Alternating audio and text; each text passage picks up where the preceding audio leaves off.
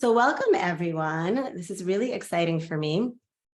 So many of you who have heard me teach before know that this is a topic I'm very, very passionate about, the topic of Sefirat Ha'Omer, of the Sefirot, and especially this idea of finding balance. We call this webinar 5 Ways to Find Balance and Harmony Through the Sefirot.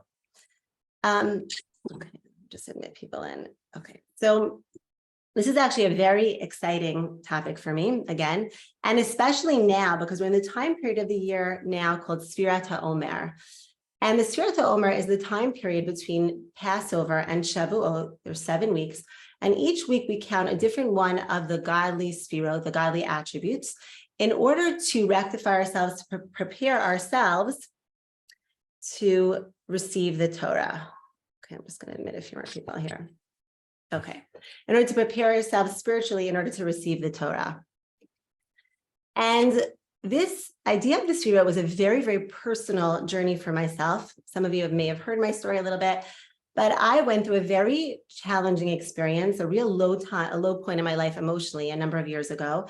And I reached out to a therapist, and after speaking to this therapist, they said, I feel like you're struggling with codependency. Now, I had no idea what codependency was, but when I started learning about it and really healing from it, I realized that in essence, codependency is like when we're emotionally enmeshed in others, when a person doesn't really have a sense of who they are. And again, it's a form of attachment that develops in childhood. And when a person doesn't know who they are, so what happens? They're constantly enmeshed in others and they're people pleasing, and there's a sense of being a perfectionist because of it. But in essence, what it is unhealthy, unrectified chesed, unrectified giving, unrectified love and connection. So when I started healing and I started on this journey, I was speaking to therapists, I was reading a lot of self-help books. And then I realized after reading one book, it was called The Tools. And this book had 5 tools for healing or for self-growth. And it was a very popular book. And I remember reading it, and it had these 5 tools. And I realized that 5 of them were really 5 out of the 7 of the emotional Sefirot. And I said to myself, wait a second, why do I have to go into the self-help book world, just in the world of psychology? And obviously that was really important. But why don't I really go into the sources, go into the text of really what is love at its core? What is boundaries? I had no idea what boundaries were. What is balance? What's harmony? What does compassion really mean? And let me really delve into the sources and really see how this is really relevant practically in my life. And I said, that's really, I felt the way I was going to heal. And thank God that brought me on a very big real journey that I feel very blessed to have been on, because it really brought me a very, very deeper, much deeper understanding of, first of all, the Sefirot, which is God's attributes, really the core spiritual DNA of the world. And it also brought me so much of a deeper connection to myself spiritually, emotionally, and thank God was a really healing experience. And I really feel it's my mission to really share this out there. So in order to really understand how to find balance, how to find harmony in our lives, what we're really speaking about is the idea of Tiferet. Spiritually, we're talking about that idea of Tiferet, which is harmony or balance. And in order to understand this, we have to really take a journey back into cosmic history. So we're going to get a little bit Kabbalistic here. Soon we're going to get really practical, but you'll see how it really all meshes into one, that it's super, super practical. Because when we take a journey into cosmic history, we actually go into before God created the world. Oh no, okay, I am recording. I'm sorry that I wasn't recording. So before God created the world that preceded this physical world as we know it was called the world of Tohu, the world of chaos. Now, that was a world where there was the light. Each of the Sefirot were shining in its full light, but there was no harmony. There was no balance. There was no integration between the Sefirot, between these godly attributes. Each of them was fully expressing itself in its full light, its full potential, but there was no harmony. There was no integration. And what happened? The light was so great, the light was so strong that it says there was a process called Sefirat Ha'Kelim, that the light shattered the vessels. There was a shattering of the vessel. Now, after that, God created 4 different spiritual worlds. It said he contracted his light in a process called the tzimtzum, the first contraction. In order for an infinite God to create a finite world, he had to contract his light. In this process, he created 4 different spiritual worlds, which are different levels of consciousness. Each world has progressively more and more concealment of God's light until he created this world, which is called the world of Asiya. Now, in this world, it's a world where the light of the Sefirot are fully integrated. So as we're going to see, here's the chart. This is the Sefirot chart. Some of you may be familiar, some of you are not. This is the chart of the Sefirot, and we see each of the Sefirot are fully integrated with each other. So there's the light of the Sefirot in a way, a balanced and integrated way. And our job in this world, again, as Hashem created us, he wanted us to be godly and to be godlike. That's why Adam, the first man, he's called Adam because he's Adameh le'elyon. He's likened to God. How are we like God? How do we actually emulate God? Through emulating his godly attributes, through emulating his Sefirot, through emulating these godly midot, these attributes within ourselves. So again, we're speaking tonight about this concept of finding balance and finding harmony. So on the Sefirah, the Sefiratic tree here, the Sefirah that represents balance or harmony is the Sefirah of Tiferet, okay? Now, Tiferet is balance, it's harmony, it's beauty, it's compassion. Now, what is it made up of? If we see, it's made up of 2 different Sefirot of chesed, of kindness, of love, of connection, and of gvura. Gvura is discipline, restraint, boundaries. So what do we see from this? In order to understand really how to have balance in our lives, how to have harmony, we have to first understand what are the 2 components spiritually of finding balance, of having balance. And that means that in order to understand about balance, we have to really look into the spiritual core energies of what is chesed, kindness, love, and what is gvura. Now, when I was on this journey again, I realized that I really did not love myself. I had to constantly have this like chatter in my mind telling me I wasn't good enough, full of self-doubts and fears and anxieties and limiting beliefs.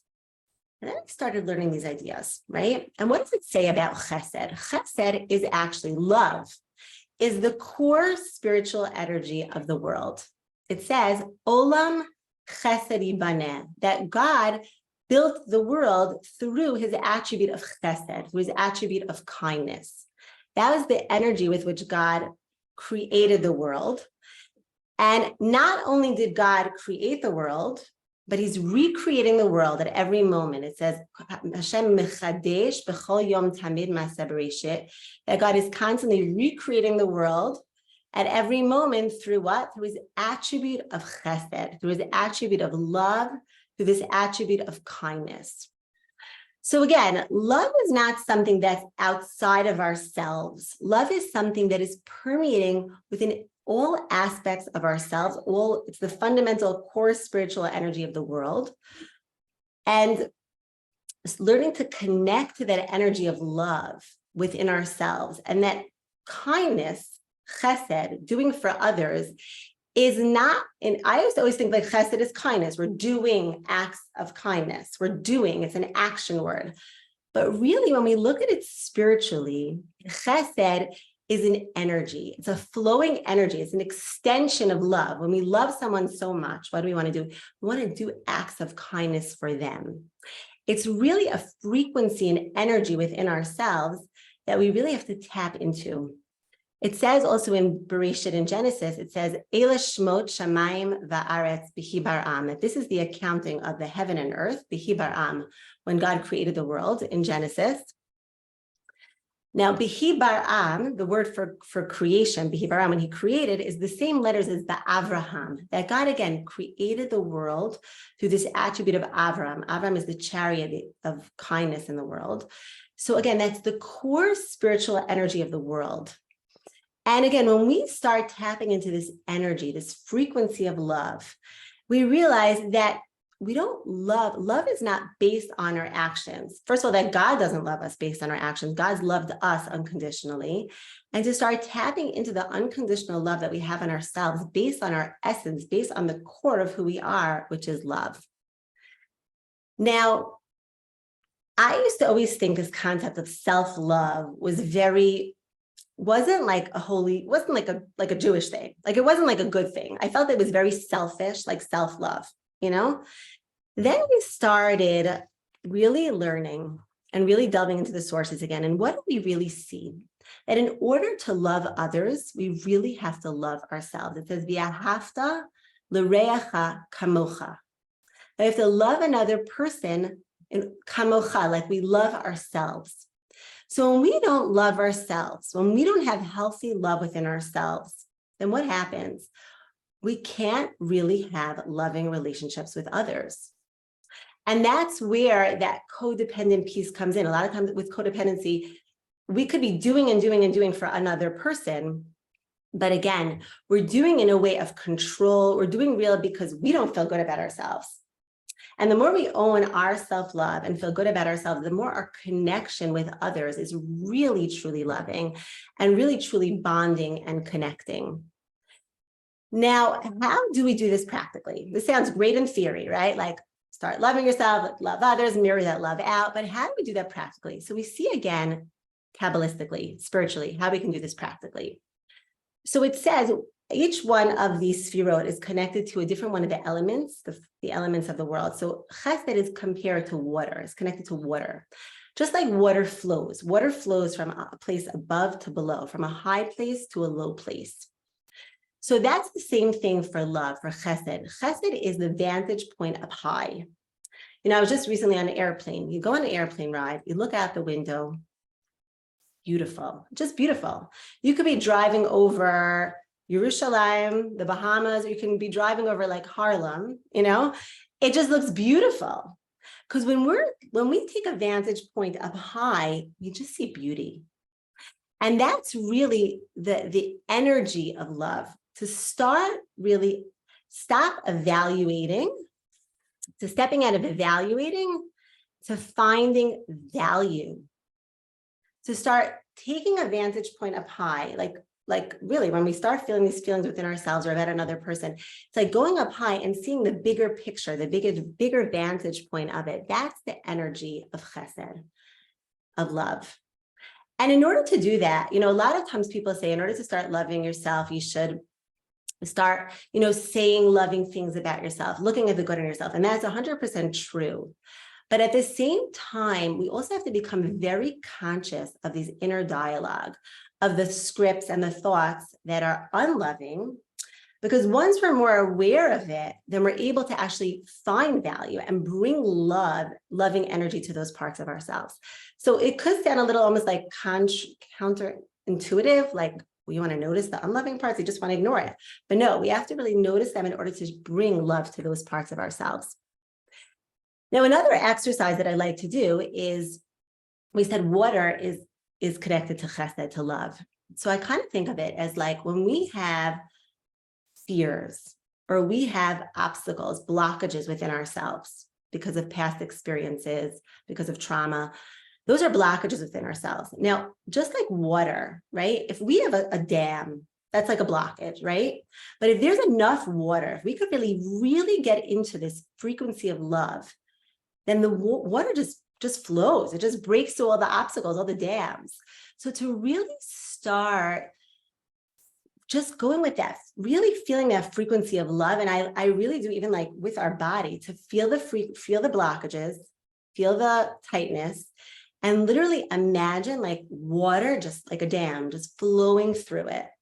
That's another super healing meditation for love. Now, and I see we have many women on here. We do have some men, I think. So again, I want to also emphasize this fact that when we talk about these two energies of Chesed and Gevura, we're talking about the right and left column of the Sefirot, of the Sefiratic tree here. Now, the right side, the side of Chesed, of Chachma, Chesed, and Netzach, is actually considered masculine. And the left side of Bina, Gevura, and Hod is actually considered feminine. Now, I think a lot of women, especially women who are, and I think all women, we're all busy, busy women with a lot on our plate, every one of us. And why is it hard for us? Like, I think a lot of times we feel like we're giving and giving, and we always feel depleted, and it's hard. We feel that challenge in giving. That is because spiritually, again, our core energy is not chesed. It's not this energy of love, of kindness, of flow, of expansiveness. Our energy, the feminine dynamic within the world, and again, it's not just male or female as in gender, we're talking about energy. So there's some women that have more masculine energies. There's some men that have more feminine energies. It's just the makeup of our soul. But as a whole, women, we come from the side of Gevura. So our energy is much more judgmental. It's more noticing, analyzing, detailed, structure. It's just the core of who we are.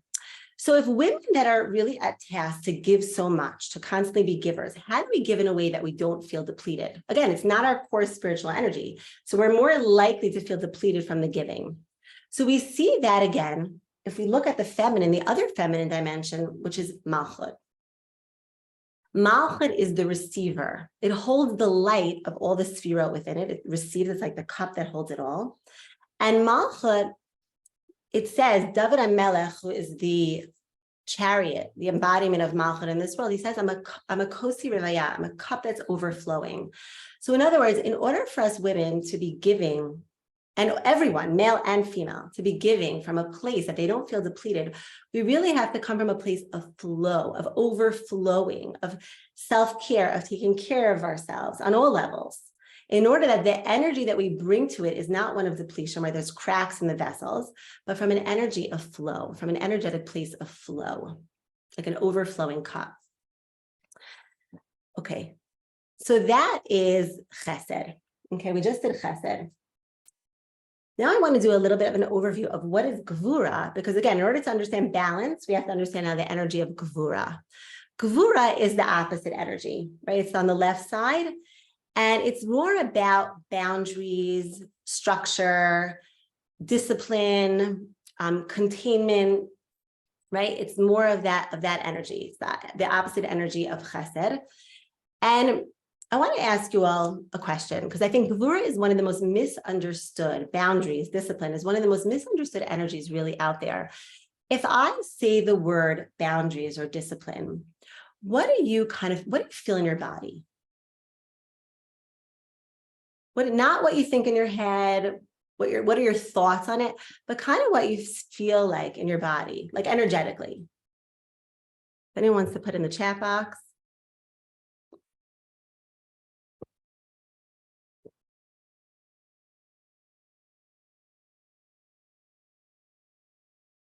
Restriction. Yeah. So that's usually what we get, right? When we say the word boundary, pressure. When we say the word boundaries or discipline, most of us in our body, tight, constricted, exactly, are going to feel a tightness, a constriction, energy. And a lot of us, especially if we grew up with unhealthy discipline or unhealthy boundaries, then even more so. Sefirat, I feel a presence of strength and openness. I think because your name is Sefirat. But that's amazing because you're really hitting it right on. You're hitting the energy right on. Now, actually, Kabbalistically, boundaries, Gevura, discipline, is actually the highest form of giving. Okay? It says spiritually that Gevura comes from a higher level of chesed, of love, than actually Gevura, that it's the highest form of chesed, it's the highest form of love. That what happens is when there is judgments, God forbid, in this world, and there should never be judgments, but what is the purpose of those judgments? Those judgments go up to the highest spheres, and it accomplishes what's called hamtakas hadinim, a sweetening of those judgments. That Hashem brings it up to the source and sweetens the judgments. So at the source of chesed, at the source of Gevura, is love. And this is something, I think, one of the biggest things that changed my life, because again, I felt this feeling of like boundaries is mean, it's harsh, it's restrictive, it's constricting.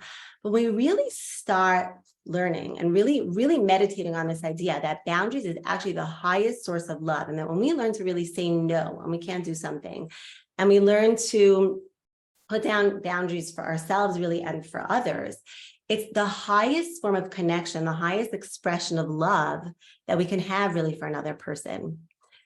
And we see this spiritually, again, because Yitzchak is the embodiment, the patriarch, that embodiment of Gevura in this world.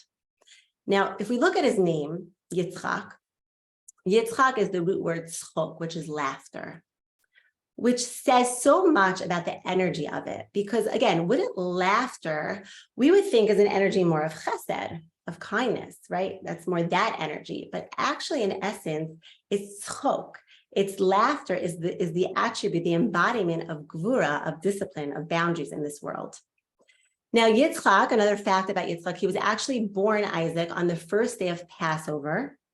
So there's a real redemptive soul, redemptive energy that came down into the world through Isaac. Now, it says in the future, at the time of Mashiach, that right now we're called Beit Yaakov, the house of Jacob. But in the time of Mashiach, we're going to be called Beit Yitzchak, the house of Isaac. In other words, the whole energy of Isaac is a real redemptive energy, which is a real healing energy. Now, his name, also, if we look at the name Yitzchak, in numerology, the numerology of Yitzchak is Arbeh. Arbeh means to multiply or to expand, to increase. So again, it's that open energy, that expansive energy, where on the surface, again, a lot of us, because of unhealthy discipline and unhealthy boundaries, are conditioned to seeing it as a way as tightness, constricted, negative energy. But really, in its core, it's the highest form of love and giving, and it's an expansive energy. And I really feel like, again, we're talking about this energy being the energy of redemption. And, the time that we're in right now, I feel like we're challenged with boundaries like no other time in the world. There's such an enmeshment within people, this codependent enmeshment where people really don't own who they are and are meshed in others. And, we have these cell phones in our pockets all day, and really learning how to make boundaries with our cell phones and have those proper boundaries given over to our children about screen time, is another. These are challenges like never before. But again, this energy is here for us right now. And I think when we really learn how to have healthy boundaries, it is the most healing and growing experience. Now, how do we have healthy boundaries? I think that's another huge question. Like, again, these are great ideas, but how do we do it? So I want to give some tips also that we see, again, spiritually and Kabbalistically, that really give us the core of what boundaries is and how we can actually implement them in a healthy way.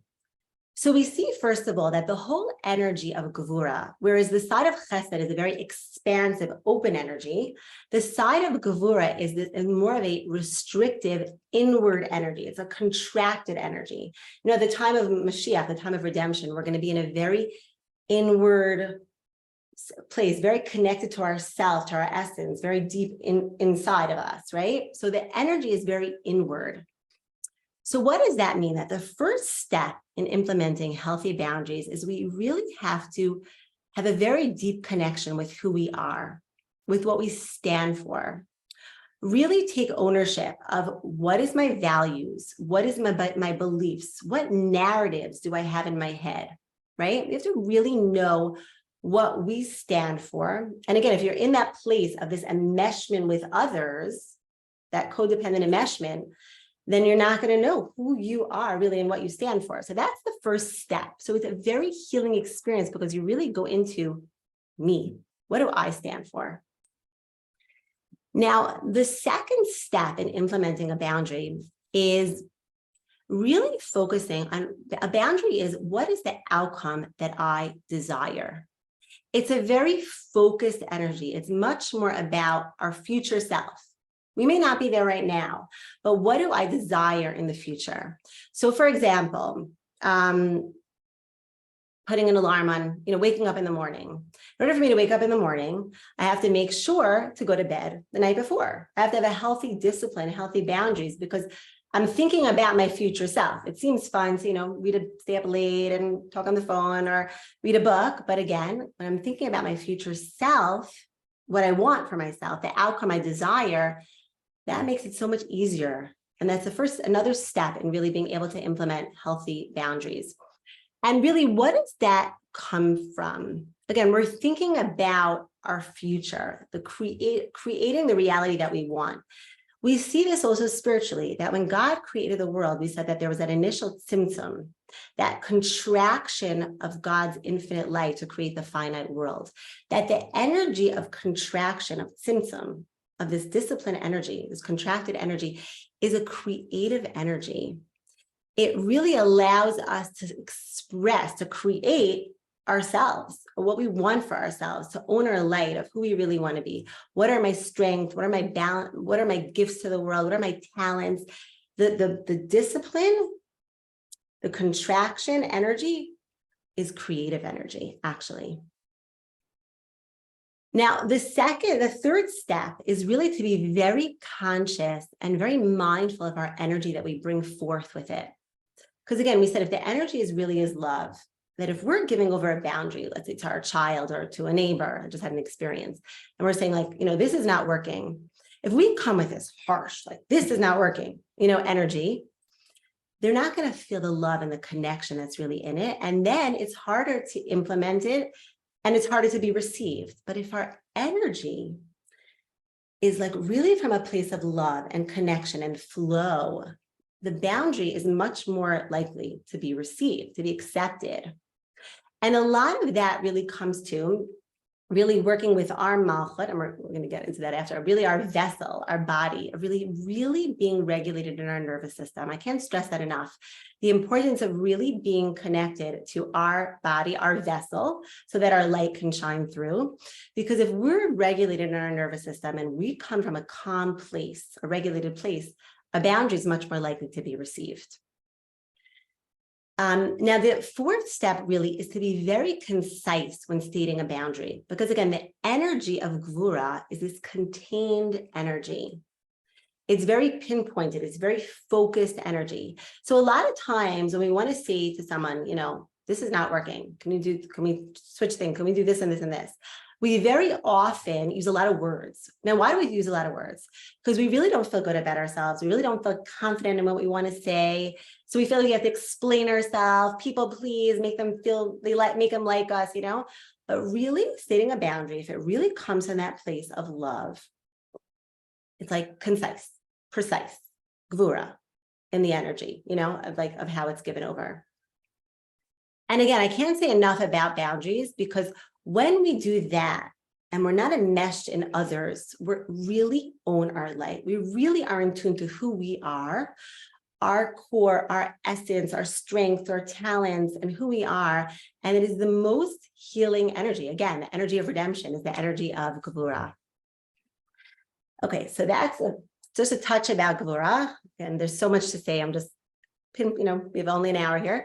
Now, let's get into the Sefirat of balance. We did chesed, we did gvura. Now we see they come together to form Sefirat, to form this balance, this harmony, balance that we're all looking for in our life. That balance of ourselves, our family, community obligations, work obligations, finding that balance for ourselves and others. So Sefirat means harmony.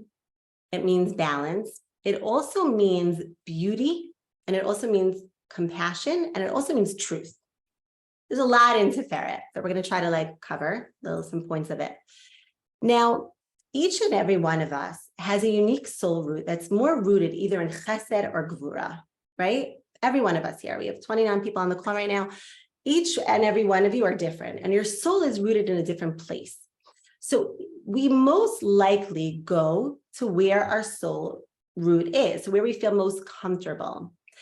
Now, what is Sefirat? Sefirat is that balance. It's that integration. It's holding space for the whole of who we are. And that is really what compassion is. What is compassion? Compassion, when we start really learning about what compassion is and having compassion for ourselves and having compassion for others, it's an energy of really being able to hold space for the whole of who we are. There's parts of us that we love and parts of us that we may not love, parts of us that we want to happy to show everyone, and parts of ourselves that we may put in the closet and be like, I don't want anyone to know about this, But what is compassion? What's the energy of Tiferet? The energy of compassion is to be present to the whole of who we are without judgment. Just being there, seeing it for what it is, being able to hold it, to own it, but not to judge it. Because again, the judgment energy is the Gvura energy, and the energy of love, again, is also going up high, stepping out of evaluating to finding value, that energy of compassion, of that lack of judgment.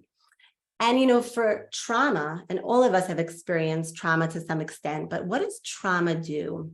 And really serious trauma. Trauma causes us to disassociate. What is disassociate? When a part of us becomes detached from the whole of who we are. That's what happens with trauma. And we become disconnected to the whole of who we are. So real healing happens within ourselves when we start integrating, first starting to know the whole of who we are, starting to get to know its voice, what it has to say, and really starting to hold space for the whole of who we are. Now, I don't know if some of you are familiar with, there's a type of therapy that's very, very common now and spoken about. It's called the internal family systems. And that's literally what it is, because we have a family. We're made up of a family of so many different parts of ourselves, and starting to learn the voice of the different parts of ourselves. Maybe the voice that wasn't heard as a child and that's looking for love and attention and compassion. Holding space for the whole of who we are is Tiferet. And that's why Tiferet is the same letters as Rifu'ah, as healing, because true healing happens when we really start holding space for the whole of who we are. When we really start getting in tune with the whole of who we are and really start holding space for all of ourselves. And, we live in this world where we have to hold so many paradoxes. There's just this is the world that we live in. And that's because we live in a world where there's duality, there's fragmentation. That's the reality of our world. We don't see the fullness. We don't see Hashem Echad. We don't see Hashem's essence and core within everything revealed. And we're always holding this duality within ourselves, the fragmentations within ourselves. And because of fragmentation, what happens? We see things in a very black and white way, right? We live in a world, again, of duality. There's ups, there's downs, there's the front, there's the back, there's light, there's darkness. That's the world we live in. That's the world of duality. But what happens? What's the problem? What's the challenge in that? Is that we start seeing ourselves that way. We start saying, you know what? There's parts of me that I like, and there's parts of me that I don't like. And if I'm good, if I do good things, quote unquote, I'm good. And if I do bad things, quote unquote, I'm bad. And we start decompartmentalizing ourselves. And true healing comes when we start holding the paradoxes of ourselves, that we're infinite and we're finite. There's parts of ourselves that we love and parts of ourselves that we have to really have compassion, because those are the challenging parts of ourselves. And really having healing comes when we have that relationships with the whole of who we are. And when we start doing that, that's when true healing also happens in our relationships. Because when we can hold our humanness and we can hold the whole of who we are, we start to really being able to connect to others in that place. We start to be able to hold space for the whole of another person and really be able to be there for them for where they're at. And Tiferet, when we're in that space, when we're really holding the whole of who we are and having compassion, what happens is Tiferet, if we notice, it's a middle column sphere. It goes all the way up to Keter, to our crown, to the higher subconscious, metaconscious parts of who we are. And we really start drawing on the infinite part of ourselves. The middle column, again, goes up, all the way up, and we really start tapping into then who we are, our core, our essence. And we really can start accomplishing things way beyond what we thought was possible for ourselves. Now, Tiferet, another definition of Tiferet is beauty. Beauty, it says that the Kohen Gadol, the high priest, he would wear clothing that was lekavod letiferet, that his clothing was beautiful. Now, I think in life, a lot of times we like things very linear. We like things that predictable and linear. But holding the paradox, like, I guess I wish I could come on here and be like, this is the formula. It's so clean. These are the steps, and it's just so clean. But, life is messy. Holding the paradox is just messy, Now we even see that, again, I actually have to color this. I was telling my daughter, who's my artist, that she should actually put the colors on here. But we see chesed is white. Gevura is red. So what color should Tiferet be? Right? White and red makes pink, right? That would be simple. Now, actually, Tiferet is red and white swirls. It's like a mix of red and white. It's not a perfect pink. Now, what do we see from that? We really see that like life is just messy. It's not simple. We're holding paradoxes. There's so many different parts of ourselves, but yet Tiferet is beauty. That is our beauty. To stop stepping out of judging ourselves and feeling like, ooh, like we have to be perfect. We have to be, so everything has to fit into a box. But our beauty, our harmony, our beauty is in the messiness, is in the struggle, is in that challenge of finding those paradoxes. And that's really when we connect our authenticity. Our authenticity is our beauty. Being authentic to who we are. Yeah, like this is challenging. This is hard for me. This I'm working through. Our being authentic with ourselves, being vulnerable with ourselves is really where our true beauty lies. And, when we're really in this place of like holding the whole of who we are, we really, again, we start opening ourselves up to our unlimited potential, to possibilities that we never thought existed. And we even see this, again, we're talking about balance, of finding the balance between our home life, our family life, our community life, our responsibilities at work. And I really have found the more I've kind of worked through this balance and really working through balance, I really see how like all of a sudden a lot of possibilities just like came to me, where like, let's say, for example, somebody asked me recently to make a meal for someone in the community who wasn't well. So at first, either I'd be like, yes, I could do it. I have the energy. Or no, I can't do it. And then I started thinking, you know what? Maybe I could do it, but I could figure out a way with the proper boundaries that I could do it in a way that works for me. So I said, you know what? I'm going to do it, but I'm going to pair up with someone else. And not only am I going to pair up with someone else, but I'm also going to get someone to drive this meal and take it to the person that it should go to. So in other words, I think that's something that's so powerful about balance, is that when we're really in that place, we're not in black or white thinking. When we're holding the whole of who we are, we start opening ourselves up in so many ways. And that was one simple example, to so many possibilities when we really step into our wholeness and the whole of who we are. So yeah, there's so much to say. I just literally cracked the surface of these topics. First of all, I want to do a meditation, but I want to first open this up to questions. I feel like I said a lot. We've been on for over 40 minutes, and I've just been yapping and talking. And I want to just first of all open this up for questions if anyone has any. Any questions?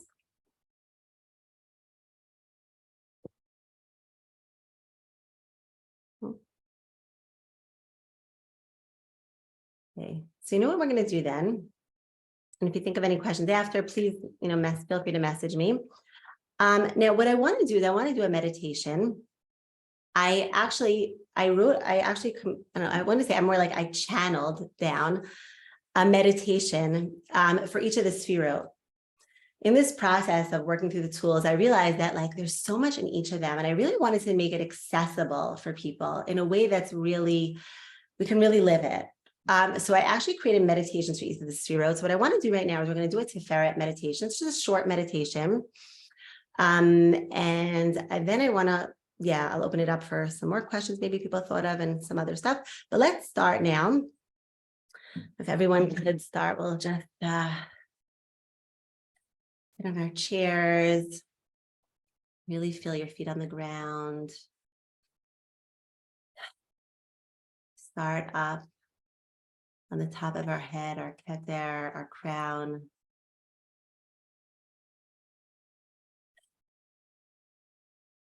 Breathe in for 2. And breathe out for 4.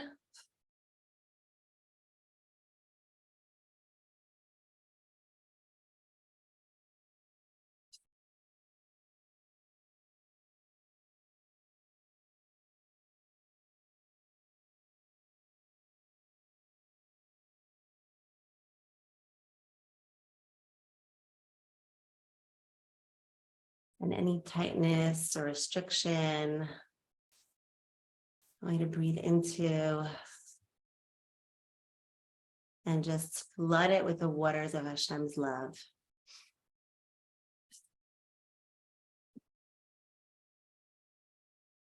And just like the waters of a dam that are just bursting through, we can really feel Hashem's love just totally flowing through all of our being,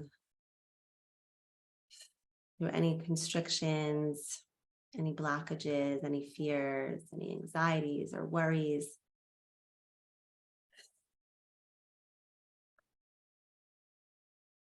Okay, now I want to do, so now we're going to do this meditation on the Tiferet. Tiferet is harmony, beauty,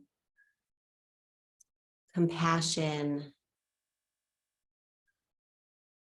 So I am present and I hold space and create communication with all the different parts of myself with compassion.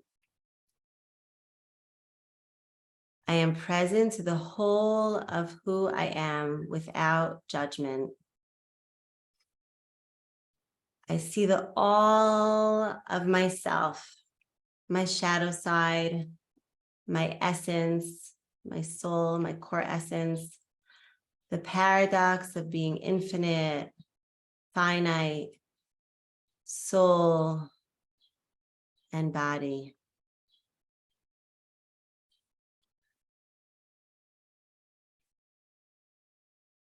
I have acceptance and strive to harmonize the whole of who I am. That is my authenticity and my true beauty. So I'm going to breathe in the light of Tiferet. Tiferet is our middle column. Breathe into their love and compassion. And channel down Hashem's infinite love and infinite light within our soul.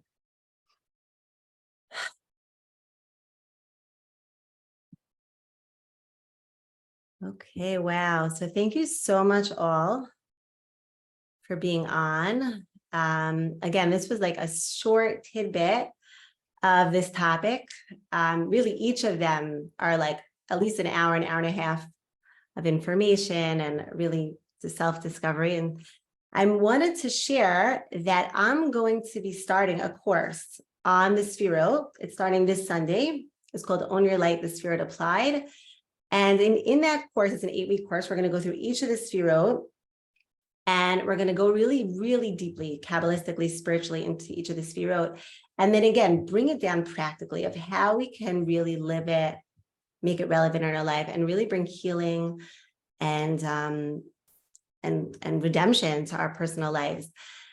So it's starting this Sunday, April 23rd. And for whoever's on, I want to also offer a 20% off sale. And you use the coupon code Sefirot with a capital SEFIROT. So you can put that on the coupon code and there's 20% off sale for whoever's on.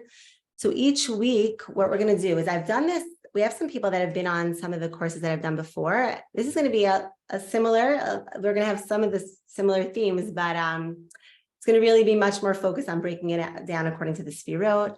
And what happened when I did it last time, I felt like there's so much information and it's such a process, an inner journey and a real healing journey. And I really want to open up space for it to really be as healing and as powerful as possible. So we're going to have on Sunday a live class at 6 p.m. Israel time. And then on Wednesday, we're going to be meeting again for a live coaching call, a live just where we can ask questions and really work through this information and hold space for each other together. So that's going to be on Wednesdays. That's something new I'm doing this year because I really feel like we really have to learn how to live with this. And it's a process. It takes really a process of really chewing over the information and really in order to integrate. Integration really happens when we really make it personal to ourselves in our lives and really chew it over and work it out with ourselves and really ask questions and I think that Wednesday is going to be a really powerful space.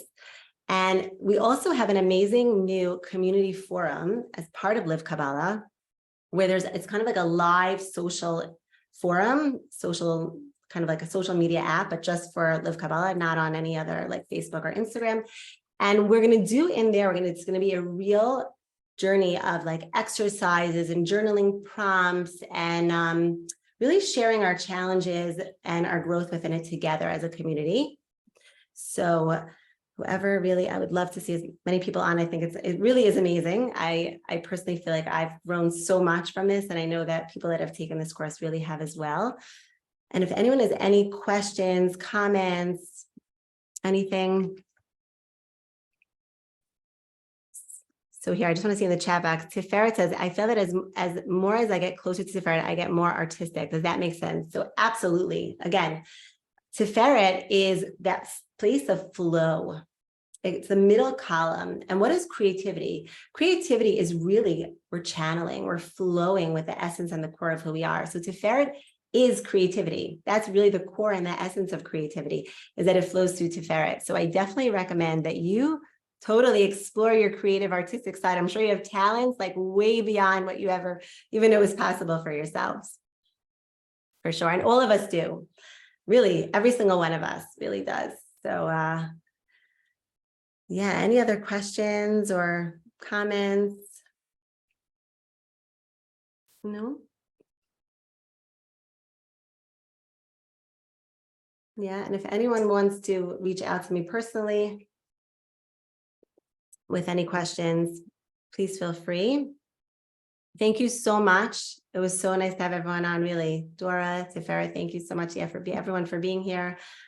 Yeah, it's really, I'm so passionate about this. Like, it just makes me so excited to share it. So really, thank you so much for listening. And I really, it just gives me so much joy, honestly. So thank you.